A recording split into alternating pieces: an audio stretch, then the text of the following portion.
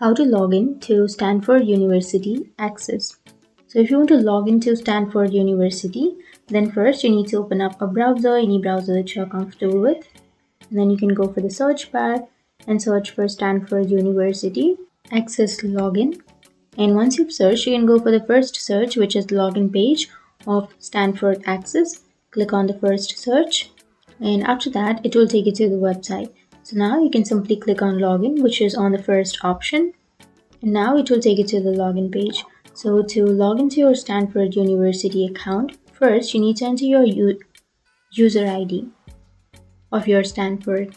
So enter your user ID on the first blank. And once you've entered, you need to enter your password on the next blank. So if you forgot your password or if you want any login help, then you can go for a login help, or you can go for a two-step device unavailable so that you can get some help while logging into your account.